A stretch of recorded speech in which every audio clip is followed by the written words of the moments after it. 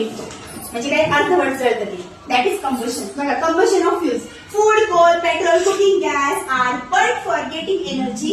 The common substances that burn in all these fuels is carbon during the combustion process. Carbon combine with oxygen. बघा, carbon combine with oxygen. Carbon म्हणजे काय? Carbon. I don't know the meaning in Marathi, you know my Marathi. त्यानंतर oxygen हे काय होतं? React होतं in air, हवेमध्ये. The product carbon dioxide is formed. A common equation can be written for all this combustion process as follows. बघा, आपण ते इथं जेव्हा जळते ना तेव्हा त्याच्यातून जो धूर निघतो त्या धुरालाच काय म्हणतात? कार्बन म्हणतात.